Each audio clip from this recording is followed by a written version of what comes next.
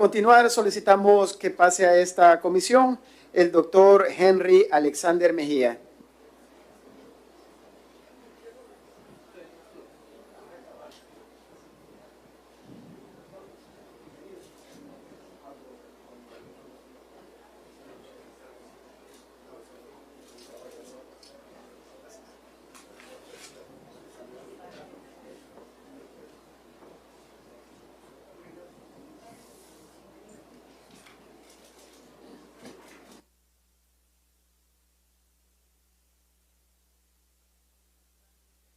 Buenas tardes, doctor Henry Alexander Mejía. Bienvenido a esta comisión. Es un gusto para nosotros tenerlo acá. Como usted sabe, doctor, lo hemos invitado a esta comisión política para conocer un poco sobre su perfil, sobre su hoja de vida, sobre su experiencia y sobre cuál sería la visión suya de ser electo como magistrado propietario para la próxima, el próximo periodo de la Corte Suprema de Justicia, tanto para que lo conozcamos los diputados que estamos acá, como para que lo conozca el pueblo salvadoreño que está pendiente de la transmisión que están haciendo nuestros amigos comunicadores hacia el pueblo salvadoreño. Así que, doctor, veo acá en su hoja que es abogado y notario de la República, licenciado en Ciencias Jurídicas por la Universidad de El Salvador, tiene maestría en Derecho Pluralista por la Universidad Autónoma de Barcelona, tiene un doctorado en Derecho por la Universidad Autónoma de Barcelona también, con calificación cum laude y con premio extraordinario. Como que fuera poco. Su experiencia laboral ha sido magistrado suplente de la Corte Suprema de Justicia, o es magistrado suplente de la Corte Suprema de Justicia, también magistrado en funciones de la Sala de lo Contencioso Administrativo, magistrado miembro de la Comisión de Ética y Probidad, jueces, extradición y abogacía y notariado, siendo coordinador en los periodos 2023 y 2024, y luego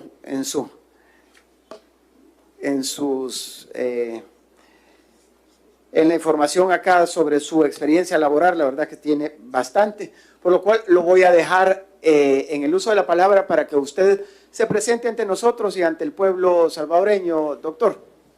Bueno, muy buenas tardes. En primer lugar, señor presidente de la Asamblea Legislativa, señores y señoras diputados que conforman esta comisión, esta honorable comisión política, un saludo especial a la comunidad jurídica, amigos de la prensa, de tanto nivel de creadores de contenido. Muy buenas tardes. Mi nombre es Henry Alexander Mejía, tal como usted lo apuntaba. Voy a comenzar sistematizando mi hoja de vida para hacerla más amena y luego pues voy a poner a disposición para cualquier pregunta. Tal como usted lo decía, estudié en la Universidad de El Salvador, soy licenciado en Ciencias Jurídicas por la Universidad de El Salvador desde 1999.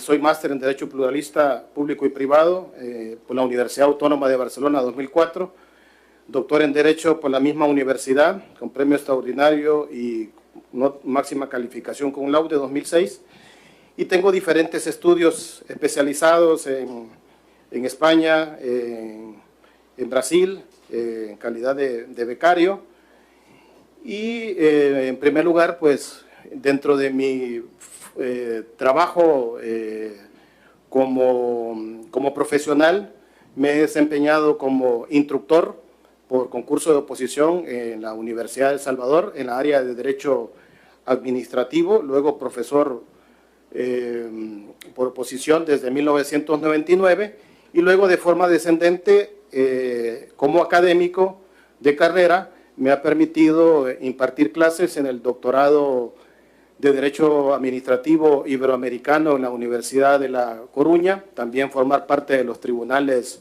evaluadores de tesis doctorales.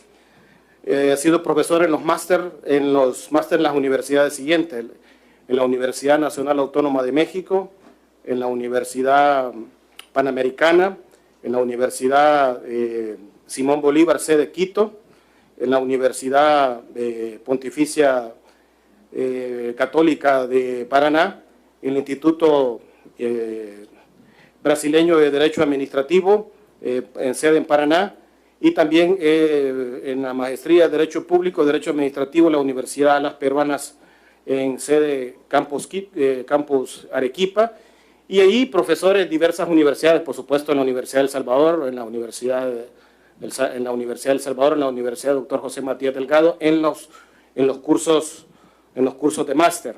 También he sido capacitador de la Escuela de Capacitación Judicial desde el año 2015, y luego tengo la experiencia como profesional, como consultor en Derecho Administrativo.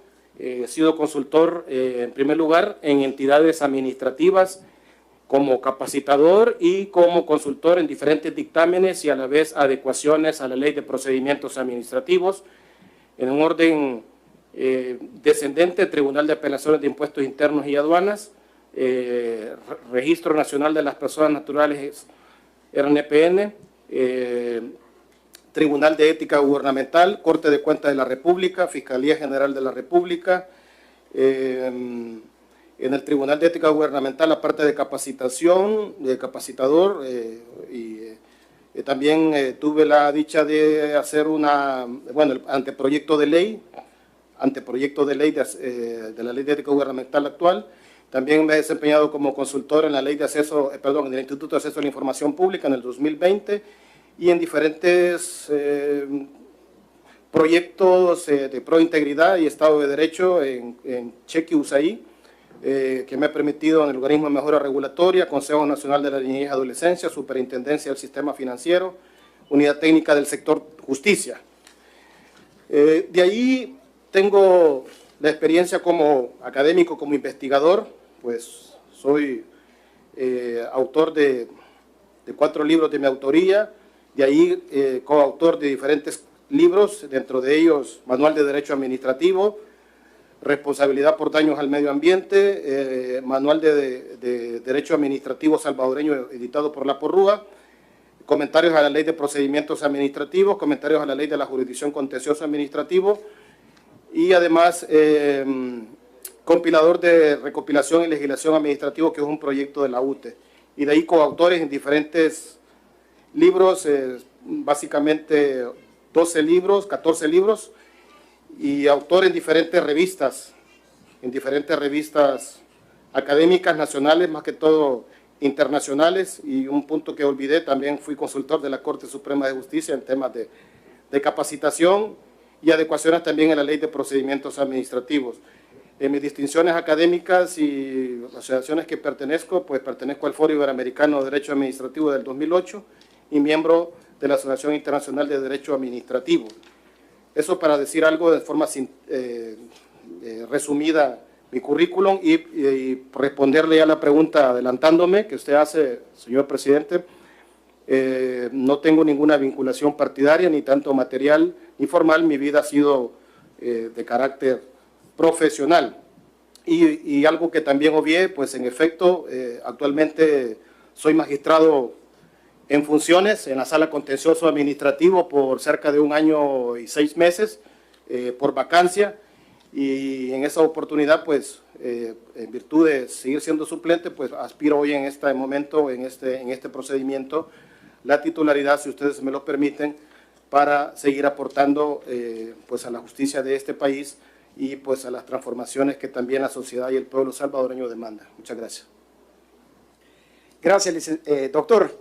La verdad que en resumen, y también fue bastante completo lo que usted nos comenta de su experiencia y de su formación académica también.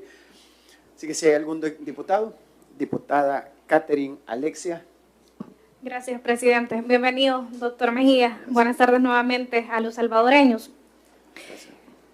Hasta mi entender, usted se ha desarrollado dentro de la administración pública recientemente, porque creo que su background más que todo está relacionado con la cuestión académica dentro de diferentes instituciones, así como también dentro de diferentes consultorías en varias leyes importantes que nuestro país tiene, las cuales creo que ya se mencionaron. Sin embargo, en esta oportunidad, doctor, yo le voy a consultar un poco más acerca de o más bien para que usted le cuente a los salvadoreños y también a esta mesa cuál es, pues, primero, su conocimiento en cuanto al área administrativa pública, o más bien cuál es su experiencia dentro de la función administrativa, así como también fuera de la misma. Esa es la primera pregunta, ¿verdad? ¿Cuál es la experiencia que usted tiene dentro de la función pública y fuera de ella? Y lo segundo, si usted también nos pudiese resumir cuáles han sido algunas de las funciones que usted ha estado desempeñando en los últimos años dentro del órgano judicial, específicamente dentro de la sala de lo contencioso administrativo. Creo que podría ser una buena oportunidad también para que usted pueda compartirle a los salvadoreños acerca del trabajo que han estado desarrollando. Y la tercera pregunta es, en caso de resultar electo, ¿usted en qué sala se visualiza? Esas serían mis preguntas, presidente. Gracias. Muchas gracias, diputada Catherine Alexia.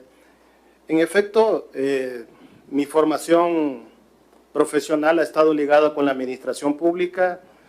He sido un apasionado del derecho administrativo, además un promotor del derecho administrativo, no solamente en la enseñanza, en las escuelas de derecho, principalmente en nuestra universidad, la Universidad de El Salvador, sino que a nivel, digamos, podríamos decir a nivel internacional. Mi experiencia profesional está ligada a la administración pública en diferentes dictámenes, informes, proyectos de ley, como lo mencionaba, en la Ley de Ética Gubernamental, Ley de Acceso a la Información Pública. Y cuando entró en vigencia la Ley de Procedimientos Administrativos, la Ley de Procedimientos Administrativos mandata a que las administraciones públicas puedan adecuar el ordenamiento jurídico a la Ley de Procedimientos Administrativos. Y en los últimos años me desempeñé como consultor en las instituciones que mencioné en mi hoja de vida y en diferentes organismos internacionales para que la administración pública pudiese no solamente armonizar sus cuerpos normativos desde el punto de vista sistemático, sino que además poder establecer algunos, la aplicación de derechos, garantías y los principios que mandata la Ley de Procedimientos Administrativos, que básicamente la Ley de Procedimientos Administrativos es una ley que ha sido hecha para facilitar las distintas relaciones dentro de la administración pública para con los ciudadanos.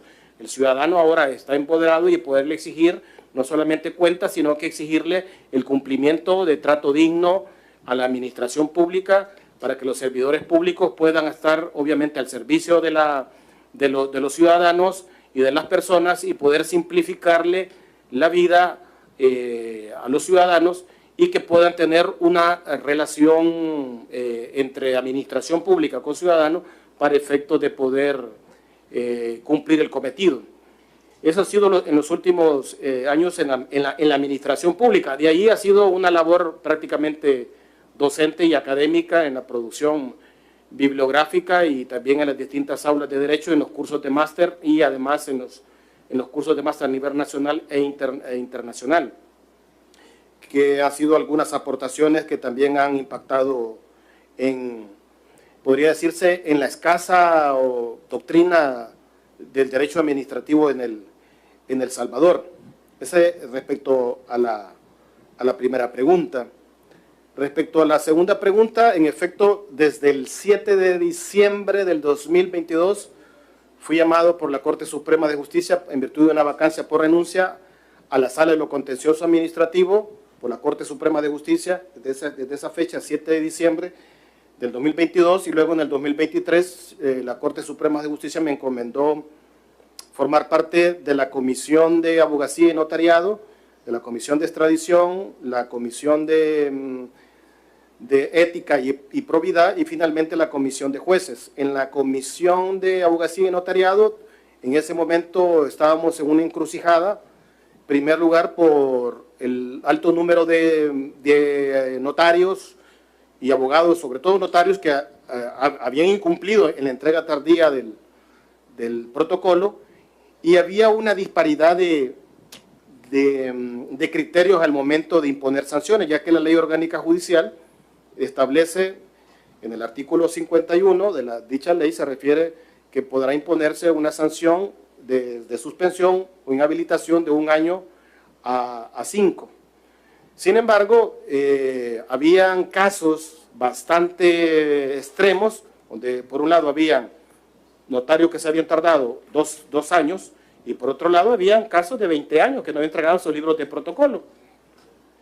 Y de hecho, pues, tomando las palabras del señor presidente de la Corte, se recuerda, creo que les habrá dicho que habían, pues, tardanza en la entrega de los libros de protocolo, sobre todo de los tribunales, que es una potestad que se les, más bien se les trasladó exclusivamente a la Corte Suprema de Justicia, se les exoneró de dicha potestad. Pero mi aporte, y quiero también hacer enfático, que el trabajo en la Administración de Justicia es un trabajo en equipo. Dentro de la comisión, ¿verdad? Dentro de la comisión lo que se hizo fue hacer un análisis dosimétrico de que cuántos podría imponérseles, obviamente basado en el principio de criterios de proporcionalidad, ponderación y necesidad, un año como mínimo, incluso se ha discutido de poderle bajar el año en aquellos casos que pues no sean proporcionales, una tardanza de 3 meses o de 6 meses de entrega de libros de protocolo, que creo que en esos casos pues no es proporcional el año, pero en ese caso no hemos concretado, no hemos todavía puesto de acuerdo, pero sí nos hemos puesto de acuerdo en los criterios para sancionar, y hoy lamentablemente debo decirlo, pues cada semana sancionamos entre 8 a 16 notarios por incumplimiento de entrega de libros de protocolo y por negligencia grave, porque hace falta una firma, o porque hacen falta firmas, o porque los notarios estampan el sello y no la firma, y no están firmadas por los otorgantes. Ese ha sido uno de los aportes que se ha hecho en equipo. Y el otro de los aportes significativos que pues apenas se ha administrado dentro de esta comisión de abogacía y notariado, 2 exámenes de notariado, donde se hace uso de las nuevas tecnologías. En primer lugar, en el 2023, bueno, el examen fue un éxito, se realizó el 24 de junio del 2023, hubieron algunos impases de carácter tecnológico, hubieron 377 aprobados. Sin embargo, detectamos que había unos problemas de redacción de preguntas. Pese a que algunas universidades nos habían ayudado, sobre todo la Universidad Dr. José Matías Delgado, la Escuela Superior de Economía y Negocio, la Escuela, la Universidad del Salvador, la Universidad de Oriente, la Universidad Gerardo Barrios, ambos de la zona occidental, oriental, nos habían ayudado en la redacción de la pregunta, tratando de inmiscuir una función académica a la Corte Suprema de Justicia. Y en efecto dio resultado. En el 2024 hubo 569 aprobados y los aspirantes a notarios se quejaron menos. Ahora se quejaron por el uso de las tecnologías, pero eso creo que es normal, o sea, pero ya en las preguntas, en la claridad, logramos hacer un análisis en equipo dentro de la Comisión de Abogacía y Notariado para hacer las preguntas más prácticas, más simples y más claras y menos confusas. En ese sentido hubo menos quejas y obviamente pues hemos mejorado, y hay muchas cosas más que todavía podríamos mejorar para que ese examen tuviesen todos los aspirantes un curso previo o haber aprobado un diplomado previo para poderse someter. Sin embargo, es curioso porque también los jóvenes, hay una mayoría de jóvenes, digo jóvenes de 23 a 27 años, que es un mayor número de aprobados, y hay otro grupo de aprobados que pues son entre 30 y 35 años, o sea que a la larga siempre son la mayoría jóvenes que aprueban el examen de notariado. Es un dato curioso para mencionar, y lo menciono ya en virtud de su pregunta. Y el otro aporte, pues trabajar también en equipo en la Comisión de Ética y Probidad en determinar algunos análisis de indicios que puedan darse de algunos funcionarios que pues están ahora a nivel justicia, a nivel de la Administración de Justicia ante las cámaras, determinando algunos casos de probidad, y obviamente eso es lo que se ha trabajado en la Comisión de Ética. Y yo me recuerdo que en la primera ocasión que vine en el año 2021 se hizo un planteamiento, por cierto con usted, diputada, Usted me preguntó si era posible una ley de extradición y me recuerdo que no estaba del todo claro, pero sí después me recuerdo que respondí el tema de que era necesario la regulación de las extradiciones y en efecto esta asamblea lo hizo en el Código Procesal Penal. Me recuerdo que hubo una discusión que la extradición decía que estaba sujeto a las reglas del derecho internacional, de acuerdo, perfecto, pero los procedimientos internos hacían falta regular y tal como lo hizo esta asamblea en el año recién que terminó, hoy se le hizo una serie de adiciones al Código Procesal Penal donde se establecen procedimientos y reglas claras sobre los procedimientos de extradición. Ahora lo que hemos estado haciendo en la Comisión de Extradición, ojo, en equipo, ¿verdad? Siempre en equipo, ¿verdad? Aquí quiero ser muy enfático y muy objetivo en ese sentido, que es un trabajo en equipo, de llevar a cabo diversos procesos de extradiciones activas y pasivas y someterlas a la Corte en pleno para estudios y análisis. Y en este caso, pues como no soy el coordinador, no tengo el dato, pero sí hay cerca de haberse ventilado actualmente más de 75 extradiciones y en el caso de la Comisión de Abogacía y Notariado hay cerca de 960 abogados y notarios que se han suspendido durante todo este periodo de más de un año, bastante complicado, pero a la vez pues necesitamos poner orden también en la función pública de la abogacía y notariado. Ese es en relación a la segunda pregunta. En la tercera, si me puede hacer el favor de recordar, diputada, perdón. Gracias, presidente. Creo que ya lo resumió bastante claro porque era precisamente relacionado con cuáles habían sido sus funciones dentro de la sala también, si nos quiere mencionar sobre eso, y quizás puede adicionar un punto más específico también, si nos puede mencionar por qué considera usted que es importante la ley de procedimientos administrativos. Gracias, sí, presidente. ya me acordé, la tercera pregunta es en qué sala podía, en caso de resultar electo, en efecto, la sala contencioso administrativo. Me acuerdo que el diputado Calec me preguntó también en el 2021 si por qué no otra sala de lo contencioso administrativo, porque es la especialidad y me parece que creo que es ahí donde he estado aportando trabajo en equipo en la sala está compuesta por 4 magistrados, una sala que ha tenido una mora bastante grande y que se ha venido reduciendo y se ha venido, entró un trabajo en equipo también, armonizando algunos criterios en temas tributarios, en temas de entes reguladores, en temas de derecho administrativo laboral, en ese sentido. Y en efecto, la ley de procedimientos administrativos, se lo puedo resumir para que el pueblo salvadoreño también entienda, ya aprovechando la pregunta, la ley de procedimientos administrativos es el principal estatuto que sistematiza los derechos, las garantías, los principios para con los ciudadanos y luego establece las diferentes reglas de cómo se van a ejercer las competencias, los procedimientos en el cual se van a ceñir los diferentes actos administrativos, incluyendo también actos normativos, y de igual manera establece las reglas de los distintos mecanismos de impugnación que tienen los ciudadanos para con la administración, como el caso de los recursos administrativos. Es muy normal que un ciudadano se sienta insatisfecho, por ejemplo, en impugnar una multa de tránsito, una sanción administrativa impuesta por una municipalidad por incumplimiento de normas urbanísticas o por vulnerar algunas ordenanzas municipales en temas ambientales o en temas de tranquilidad ciudadana, y entre otras, y obviamente con la ley de procedimientos administrativos se dio un salto de calidad porque tenemos una sistematización de los procedimientos y, por supuesto, una herramienta útil para que la administración pública ejerza con eficacia y con calidad la adecuación de los distintos principios, sobre todo la aplicación del principio de legalidad y de responsabilidad que datan a nivel constitucional y a nivel de la misma ley de procedimientos administrativos. Gracias, doctor Mejía. Tiene la palabra diputado Raúl Chamagua. Muchas gracias, presidente Castro. Buenas tardes, colegas diputados, a la población salvadoreña que está sintonizando y está acompañándonos en esta comisión política nuevamente. Muchísimas gracias. Un saludo en donde se encuentren. Doctor, bienvenido. Gracias. A esta comisión política. Yo tengo 2 preguntas.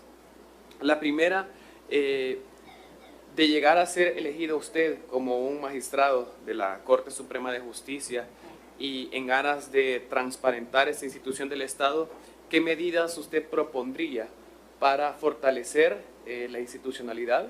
Sabemos que es un órgano de Estado muy importante. La población salvadoreña, como lo he mencionado en ocasiones anteriores, tiene ya un rol más empoderado, es una ciudadanía más consciente, más preparada, y creo que también el órgano judicial debe de jugar un rol muy importante para que la población conozca de lleno las funciones que se tienen.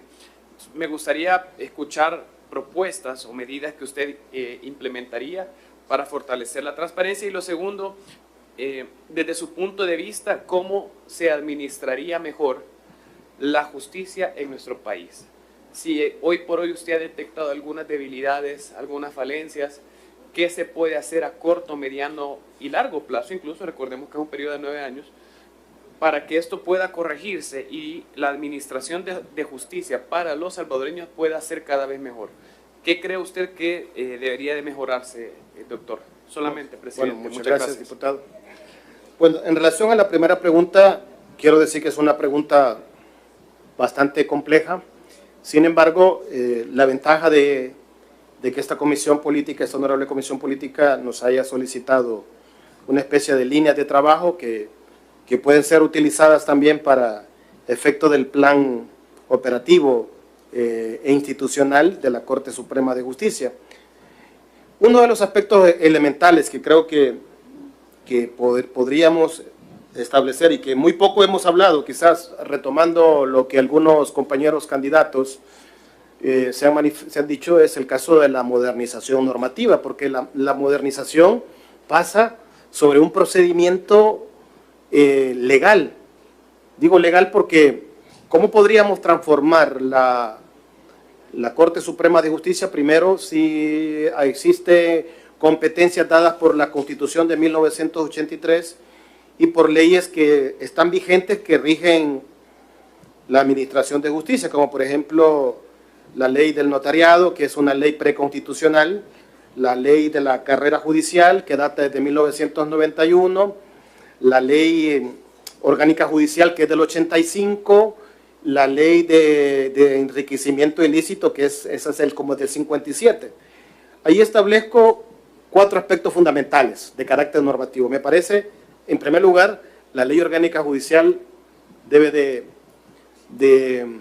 de analizarse. De hecho, me recuerdo que hubo un anteproyecto que se analizó, que se lo dejaron las cortes anteriores, pero ese proyecto no respondía. Se pagó una consultoría que no tengo el dato y no estoy claro cuál fue el procedimiento, pero cuando vi el anteproyecto no respondía a nuestra realidad, el anteproyecto que se dejó. Y me pareció, sin embargo, una buena idea de que en principio para modernizar el órgano judicial es de comenzar por tener una ley moderna, la ley orgánica judicial, que establezca que ya tiene competencias constitucionales el órgano judicial, pero la estructura del órgano judicial, que la da la ley orgánica judicial, a partir de ahí podemos comenzar a establecer la estructura para efectos de delimitar las competencias materiales en función de la materia, del territorio y del grado. Incluso fíjense que he estado pensando sobre el hecho de acercamiento de la administración de justicia para con el ciudadano. En la década de los 90, en los 80 y los 90, los jueces de paz eran competentes de conocer procesos en aquel entonces ejecutivos y de menor cuantía cuando no excediera ahora el equivalente de $3,000. Yo creo que eso en su oportunidad, en función de la materia, se crearon los tribunales de menor cuantía y los tribunales de menor cuantía colapsaron. Ahora me parece viable retomar esa competencia a raíz de que estamos hablando de que algunos tribunales tienen muy poca carga laboral, sobre todo algunos jueces de paz, que podrían conocer algunas competencias, volverles esa competencia civil de menor cuantía para que el ciudadano pueda estar más de cerca para ir a demandar en un proceso ejecutivo o en un proceso monitorio a otra persona que tiene una deuda líquida al respecto, y así darles, revivir los juzgados de paz no exclusivamente para casos de violencia intrafamiliar o casos de carácter penal, sino que también tener esa competencia. Eso por una parte. A mí me parece que creo que necesitaríamos una nueva ley orgánica judicial, que podrían establecerse una nueva organización, nuevas competencias. Aquí hemos hablado, por cierto, de la digitalización de los procesos. Esa competencia al menos tiene que establecerse cuál es el procedimiento que debemos de seguir para efectos de que los magistrados tengan las líneas correspondientes de judicializar, porque si hablamos de judicializar y digitalizar la justicia, tenemos que hablar de otro tema importante, que es la firma electrónica, ¿verdad? La firma electrónica para con los jueces, secretarios y operadores de justicia, y eso, obviamente, eso podría ser mucho más fácil, que los expedientes se puedan manejar en línea, pero implicaría también un costo al respecto. Y por otra parte, como usted me habló del principio de transparencia, la transparencia del acceso a la información es uno de los pilares de cualquier Estado de Derecho. Ahí me parece que ya la ley de acceso a la información establece cuáles son los casos donde sí se aparece que los casos que deben de información que es oficiosa y otra información que es reservada. Hay información que es reservada y hay otra información que es sensible, que obviamente se refiere a datos personales. A mí me parece que en algunos casos, bueno, ya están las herramientas de poder tener acceso a las actas de corte pleno, obviamente respetando los datos personales de las personas. Sin embargo, creo que para ese acercamiento y transparentar desde otro punto de vista, podría ser implementar, utilizar el uso de las nuevas tecnologías. Ya la Corte Suprema de Justicia la está haciendo, pero podría mejorarse en establecer en un minuto qué pasaría si una persona tiene un litigio o un problema de tal naturaleza y establecer que algunos TIC orientativos, ocupar las redes sociales para el acercamiento de la justicia, porque imaginémonos, hay ocasiones que el ciudadano no sabe qué hacer, claro, pregunta al abogado como debe de ser, pero en ocasiones no tiene nociones, incluso el tema del acercamiento y la transparencia también tiene ese matiz fundamentalmente de decirle al ciudadano a qué tiene derecho, qué puede hacer en el caso de un abuso incluso de autoridad, no solamente de la policía, sino que también puede ser de un juez o de un juez, un abogado, un notario, para que sea como ya lo manifestó, me parece, la diputada Alexia Rivi, también me parece usted también, diputado de Chamagua, hoy se demanda un ciudadano más empoderado, más conocedor y más exigente con todos los servidores públicos. A mí me parece que eso sería una de las medidas, la modernización, reestructurar el órgano judicial, darle un raigambre legal y por supuesto que simplificar los procedimientos. Hay una ley de mejora regulatoria que establece. Esto obviamente son sobre la base de indicadores, como se llama evaluación de impactos regulatorios, poder establecer evaluadores, algunos impactos regulatorios que establece la ley, incluso evaluaciones para con los servidores públicos, que creo que incluso los mismos magistrados, para mejorar el acceso y los procedimientos. Ese es en cuanto a la primera pregunta. Fíjense que la segunda pregunta, siguiendo la línea de la primera, a mí me parece también que es indispensable que se proponga una nueva ley de la carrera judicial, porque actualmente estamos en una etapa de transición donde la carrera judicial, en aquel entonces había algunas conductas que no eran infracciones o que, por ejemplo, eran infracciones leves, y me refiero, por ejemplo, al caso de proferir palabras que establecieran alguna ofensa. Hoy tenemos una ley contra la violencia de género y contra la mujer, y han habido algunos casos, por cierto, de algunas situaciones que como que ya no responden a la realidad de hace más de 33 años, y me parece que la ley de la carrera judicial debe de ser retomada, primero para reformular el acceso a la carrera judicial, para todos aquellos abogados a través de cooperación en conjunto sobre la base del principio de colaboración que ya ha apuntado en la otra sesión la magistrada Alexia Rivas en cuanto al Consejo Nacional de la Judicatura para mejorar y escoger a los mejores jueces y a los mejores servidores públicos con reglas de eficiencia y con principios éticos necesarios para que su función sea realizada bajo ese matiz y bajo esa naturaleza, con un compromiso de país y compromiso de la justicia. Porque todos hablamos de decir qué podemos hacer por la administración de justicia para que sea pronta y cumplida. Lo primero creo que como servidores judiciales o magistrados es cumplir el horario, ponerse a trabajar con una mística de trabajo en la sala que corresponde estar y poder sacar la mora judicial y utilizar técnicas y estrategias para poder resolver con mayor prontitud. O sea, por ejemplo, evitar discusiones dentro de la sala, que dentro del principio de pluralismo y democráticos, que no sean necesarias y en todo caso pues pueda darse mayores niveles de agilización. Pues les digo, el tema es complejo, me parece, pero me parece que esto debe ser un trabajo en equipo, en conjunto, para sacar adelante la justicia de este país y sobre todo llevar a cabo la ansiada modernización. Gracias. Gracias, doctor. Diputado Serafín Orantes. Muchas gracias, presidente. Buenas tardes, colegas diputados y diputadas de esta comisión política. Un saludo al pueblo salvadoreño. Bienvenido, doctor Mejía. Gracias.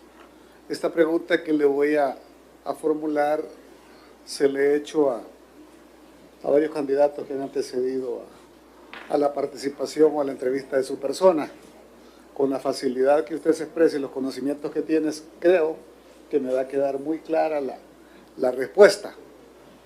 La Corte Suprema de Justicia es una institución muy, pero muy importante en el país, en donde se ven temáticas constitucionales, penales, civiles, administrativas, entre otros.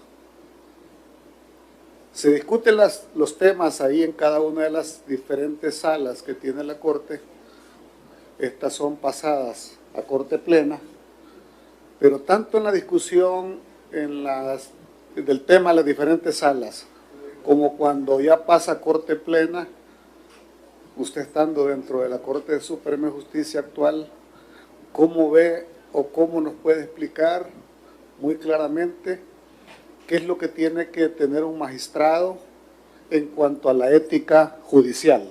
Así muy puntualmente, y bienvenido de nuevo. Bueno, gracias, diputado Serafín doctor Orantes. Muy amable, gracias.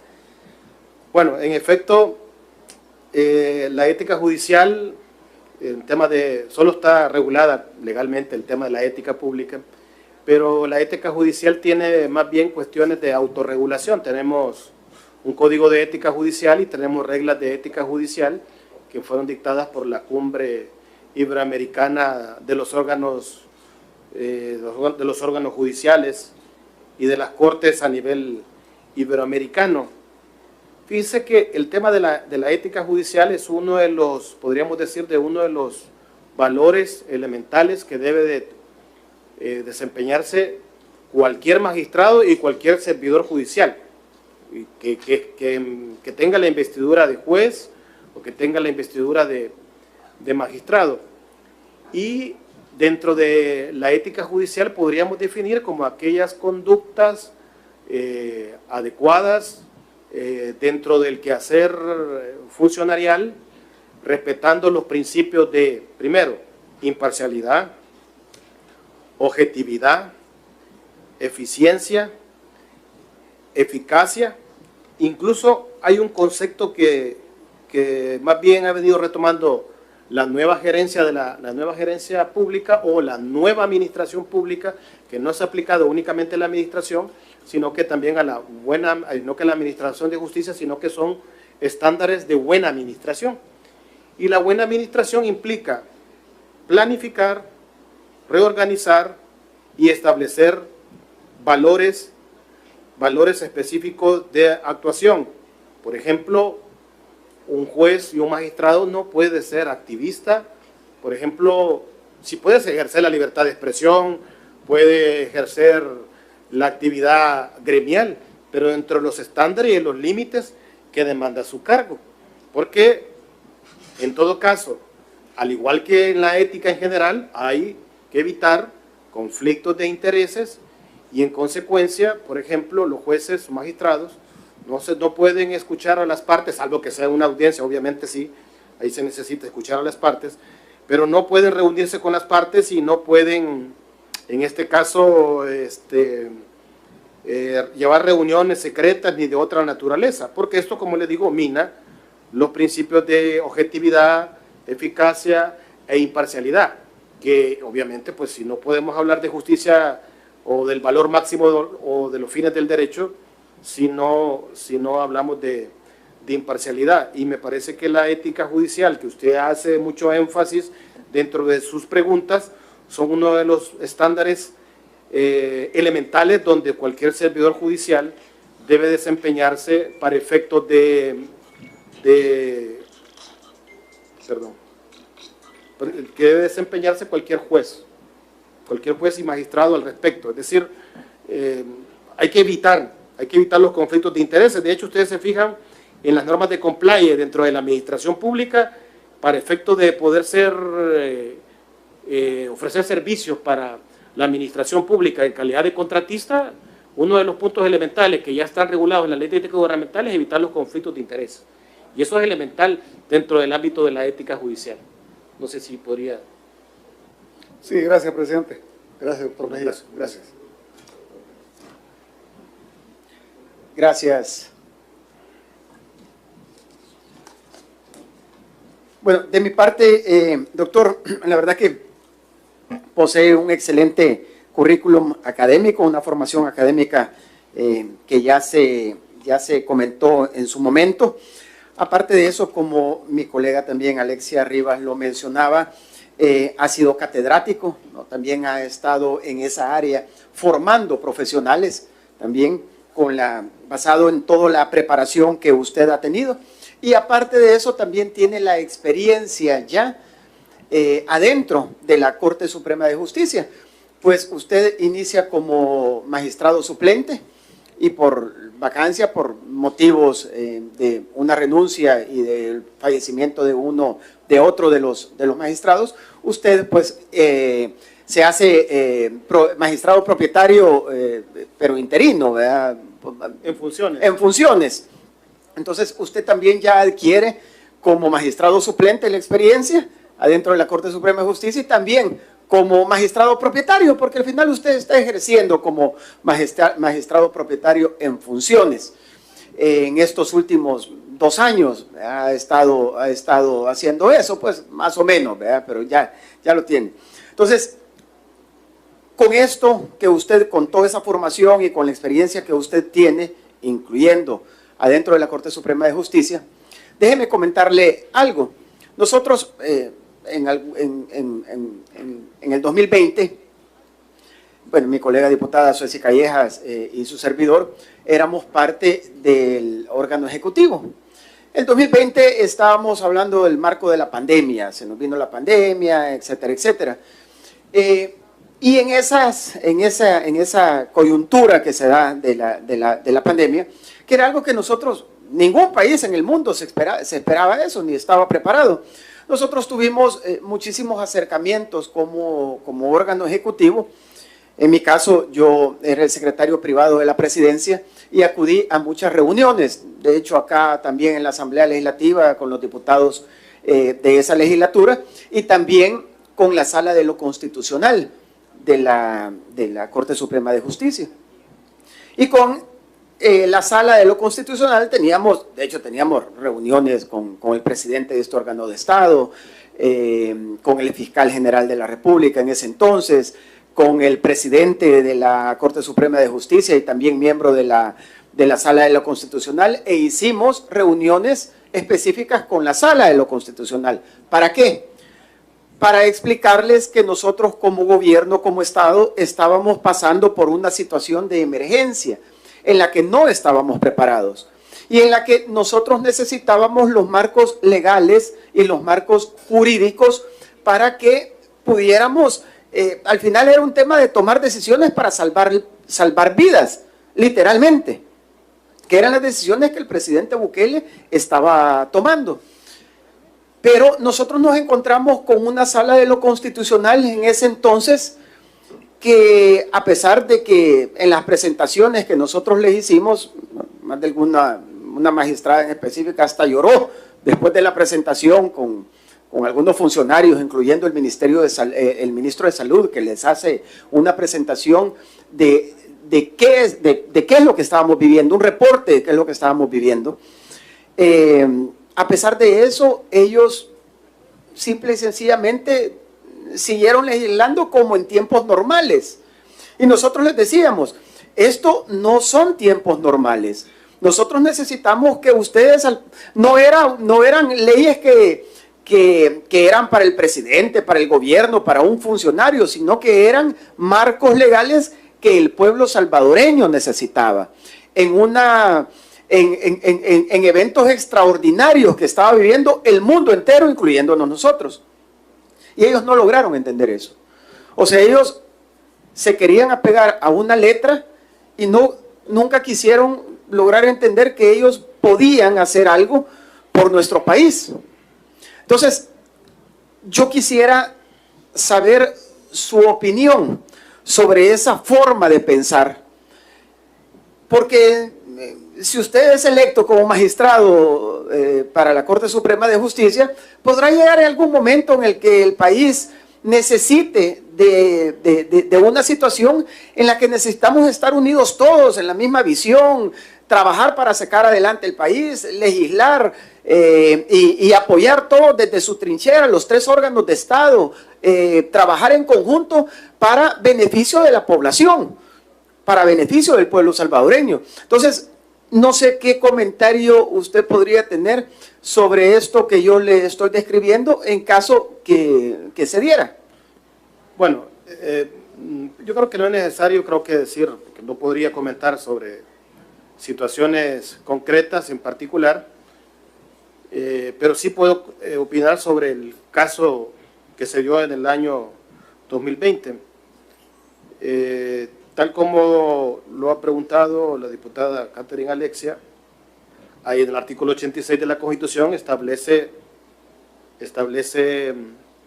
el principio de división de poderes.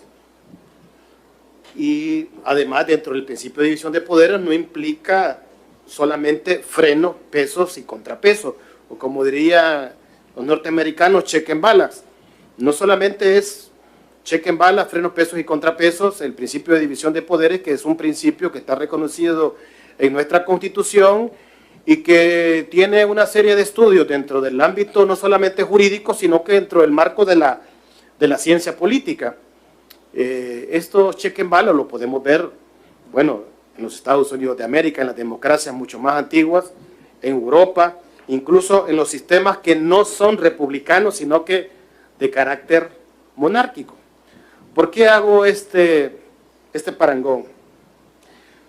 En relación a las reuniones que se tuvieron dentro de los órganos de gobierno, que por supuesto que es algo inédito, el caso de la pandemia, y tal como se hizo la Organización Mundial para la Salud, pues se necesitaba llevar un consenso.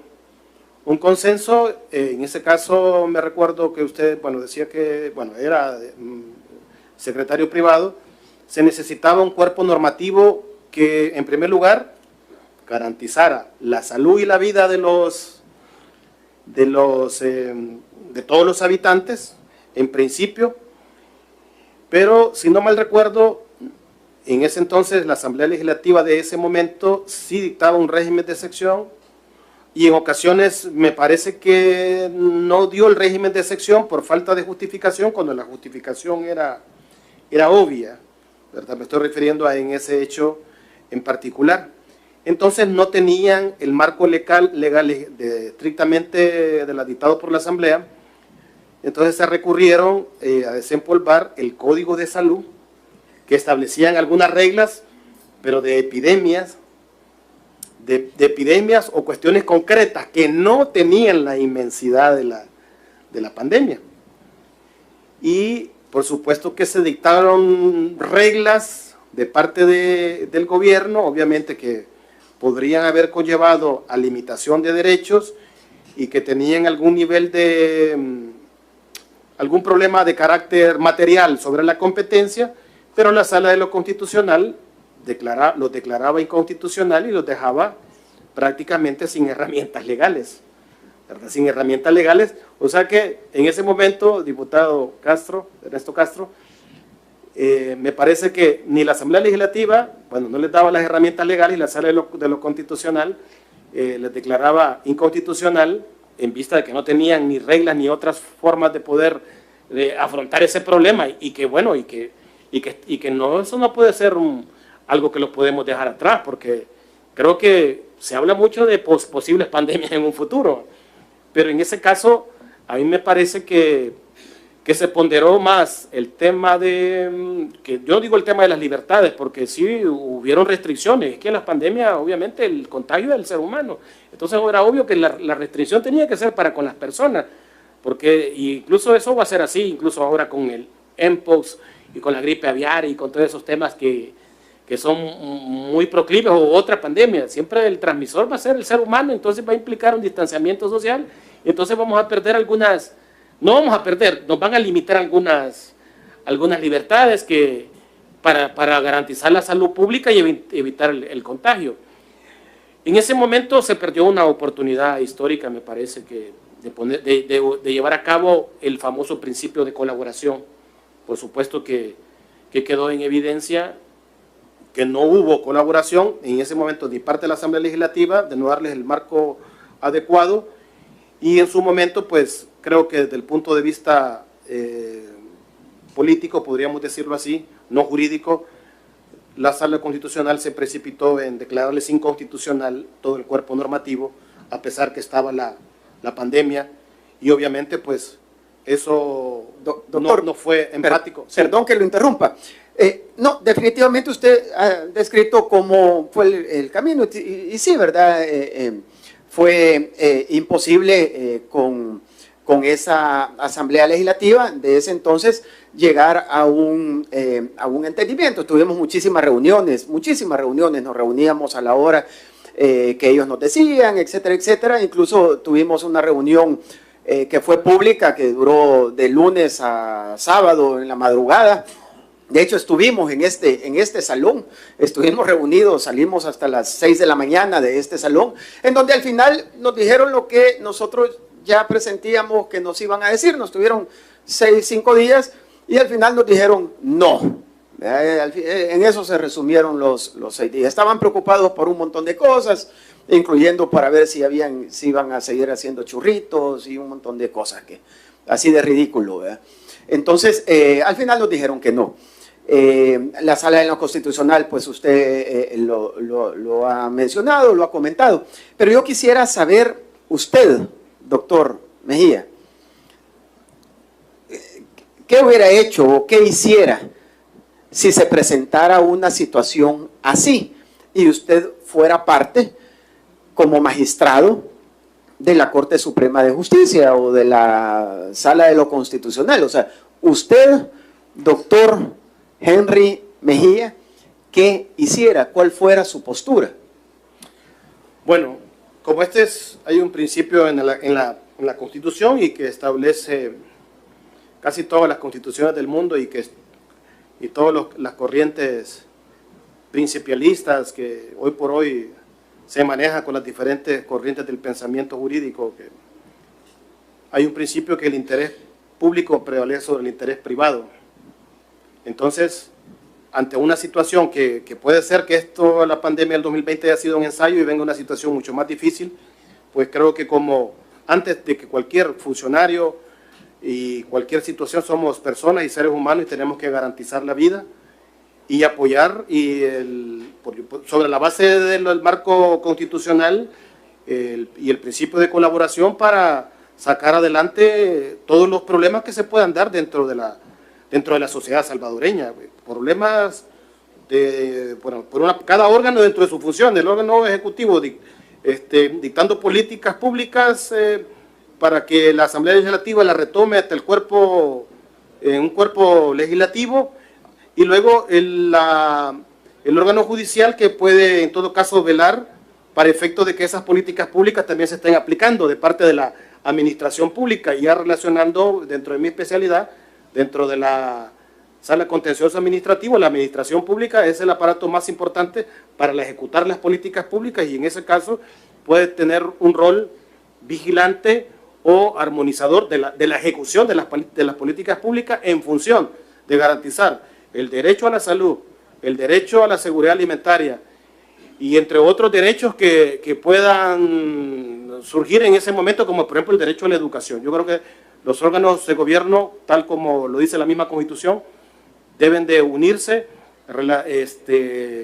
y eso no implica división de poderes, sino que el contrario, sobre la base del principio de unidad, y eso no implica sumisión de poder ni uno con otro, simplemente dentro de las competencias. Y retomo la retórica, el órgano ejecutivo estableciendo las propuestas de política, el órgano legislativo tomando esas políticas legislativas, haciendo las leyes, y el órgano judicial velando que también la administración pública las ejecute de forma eficiente, porque también nos hemos pensado el día de mañana que los ciudadanos nos exijan a los poderes públicos porque no hemos garantizado el derecho a la salud, el derecho a la educación y el derecho a la seguridad alimentaria, entre otros derechos.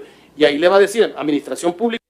Administrativo, además un promotor del derecho administrativo, no solamente en la enseñanza, en las escuelas de derecho, principalmente en nuestra universidad, la Universidad de El Salvador, sino que a nivel, podríamos decir a nivel internacional.